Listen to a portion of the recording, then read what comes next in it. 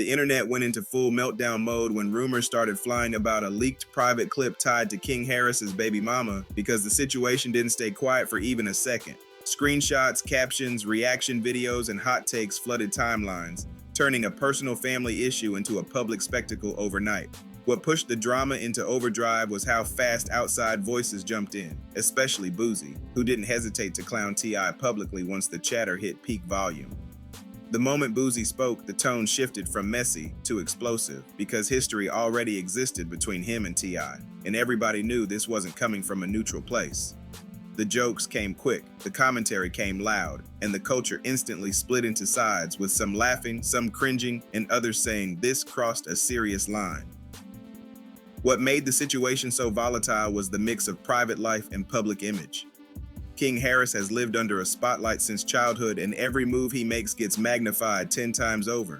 When rumors like this pop up, they don't just affect one person, they ripple through families, reputations, and brands. Ty has always been vocal about values, discipline, and image, so watching his family drama trend online felt like a collision between public preaching and private chaos. That contrast gave Boosie even more ammo because he framed his clowning as calling out hypocrisy rather than just cracking jokes. Whether people agreed or not, the timing made it sting. I gotta say something about this, bro. Dwayne Wade, you gone too fucking far, dog. That is a male. A 12-year-old. At 12, they don't even know what their next meal gonna be. They don't have it figured out yet. He might meet a woman, anything, at 16 and fall in love with her. But his be gone. How you gonna... Like, bro, you going too far, dog. Don't cut his off, bro. Like, bro, for real. If he gonna be gay, let him be gay. But don't cut his off, bro. But I'ma tell you like this. When I saw that, I think T.I. fucking lying.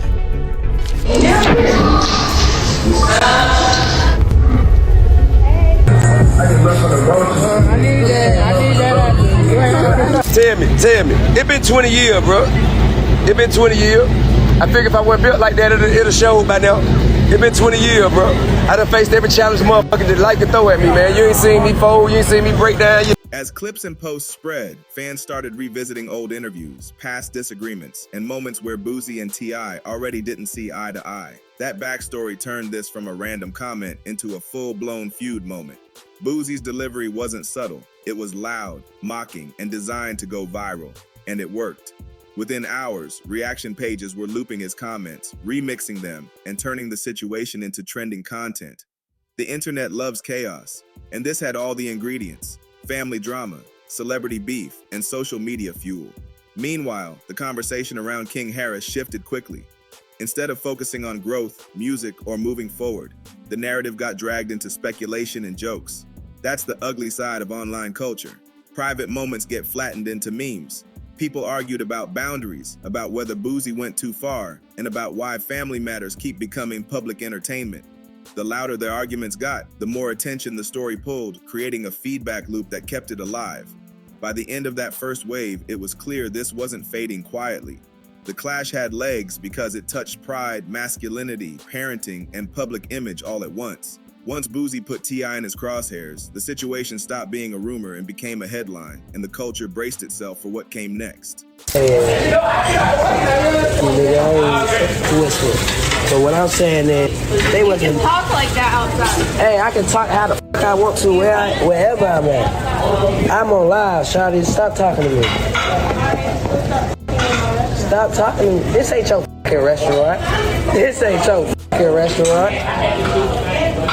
Everything you make, I can pull out my pocket right now. I ain't tripping on you. I ain't tripping. Get the hell out of my face. I'm not talking to you. I'm not talking to you. Who the hell is he? What's your name? What's your name? My name King. You know it and your mama know it. Tell your mama Happy Mother's Day. Tell your mama Happy Mother's Day. Happy Mother's Day. File your shit. Come back. What? On game what? On game what? Come here. Come here. I'll show you what I do. Come here. I'll show you what I do. Come here. Come here. Come on. I mean, of course I spoke with my son. You know, me and his uncles. You know, we were perplexed by his necessity to go back and forth with the short order cook. I didn't understand why he felt he needed to stop what he was doing to engage someone who was at such another level of life. Now, I had to explain to him that, you know, when people are not living the way they hope they would live, and here you is walking in with so much freedom and luxury, and you know, people gonna posture themselves a certain way. So therefore, you're gonna have to enjoy your life. You're gonna have to remove yourself from that energy and go enjoy your life. As the reactions poured in, the conversation expanded beyond jokes and into something heavier, because people started asking why moments like this always spiral the same way. Boosie doubled down with more commentary, leaning into his blunt style and framing his shots as keeping it real, while critics said he was piling on a family situation that didn't need outside commentary. That tension kept the story alive. Every new clip sparked another debate, another split opinion, another reason for the algorithm to keep pushing it. The louder it got, the harder it was to separate facts from noise. What added fuel was the long-running contrast between Boosie's street-first approach and T.I.'s polished, outspoken persona. Fans pointed out how Boosie often rejects lectures and moral grandstanding, while T.I. has built a reputation on speaking about responsibility and leadership. When those worlds collide publicly, sparks fly. Boosie's jokes landed not just as jokes, but as challenges to T.I.'s image. That's why they hit harder than random commentary. They targeted identity, not just headlines. The culture also began talking about the pressure on celebrity kids. Growing up famous means mistakes don't stay small, they go viral. King Harris has been navigating adulthood under constant scrutiny, and this situation reminded everyone how unforgiving the spotlight can be. Some voices called for empathy, saying growth doesn't happen when everything becomes content. Others shrugged and said fame comes with consequences. That argument kept timelines heated, because there's no easy answer when private life meets public consumption.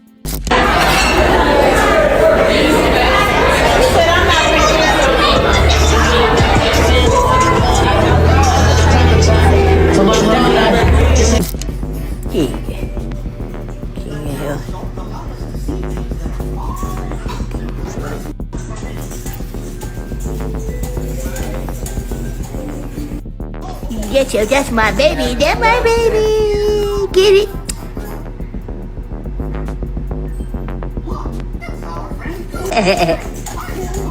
As Boosie's comments circulated, some fans defended him, saying comedy and commentary are part of the game. Others said mocking a family issue crosses a line, especially when kids and co-parenting are involved.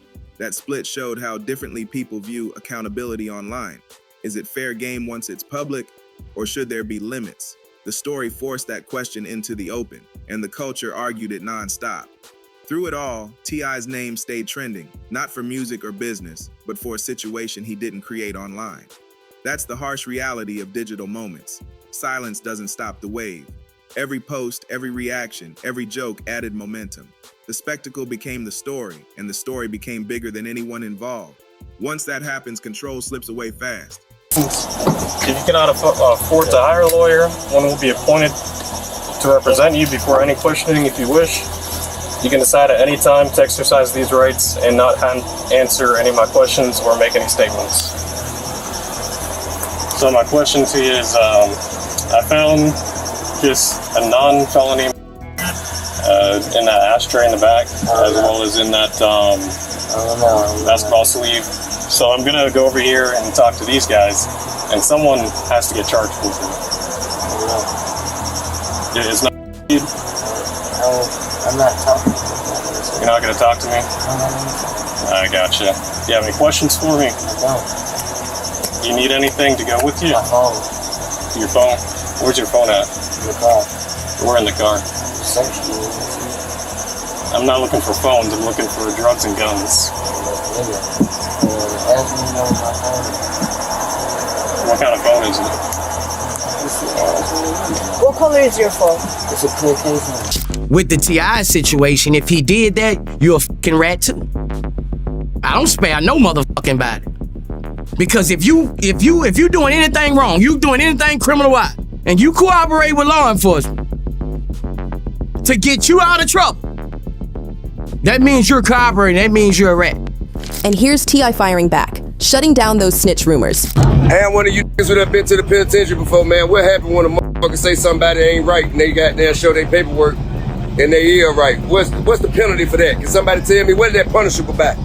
Somebody tell me that. See, most of you motherfuckers ain't never been in no trouble. Motherfuckers ain't never been nowhere. Anybody tell me. It been 20 years, bro. It been 20 years. I figure if I wasn't built like that, it'll show by now. It been 20 years, bro. I done faced every challenge motherfucker that like to throw at me, man. You ain't seen me fold, you ain't seen me break down yet. Matter of fact, I come out smelling too good, the way you nigga think something wrong. As days passed, the tone shifted again because fatigue set in and people started reflecting on what this really showed about internet culture. The initial laughs faded, replaced by questions about responsibility and restraint. Boosie's style has always been raw and unfiltered, and that authenticity is exactly why some people rock with him. But raw doesn't always mean right, and critics argued that this moment showed how easy it is to punch down when the algorithm rewards outrage. The louder the joke, the more views it gets. That incentive structure keeps moments like this alive longer than they should be. The conversation also turned toward how rumors move faster than clarity.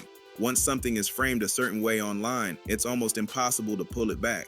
People repeat what they heard, add their own spin, and pass it along. By the time cooler heads show up, the narrative is already baked. That's what happened here. The story became less about truth and more about reaction. And reactions don't care about nuance. Fans began calling for maturity, especially from older voices with influence. They argued that clout doesn't have to come from family drama, and that real leadership means knowing when not to speak. Others pushed back, saying commentary has always been part of hip-hop culture and nobody is off limits. That clash of values made the situation feel bigger than two names. It felt like a cultural debate about what gets rewarded online. What stood out most was how quickly empathy became optional. Once jokes take over, it's hard to reinsert humanity into the conversation. People forget there are real people behind the screens dealing with real consequences. The story highlighted that imbalance clearly. When attention becomes currency, empathy often gets cut from the budget. That's a tough truth, but this moment put it on display. By this point, the scandal wasn't about one comment or one clip. It was about the cycle. Rumor, reaction, ridicule, repeat. The culture recognized it, argued about it, and still kept feeding it. That's the paradox of viral drama.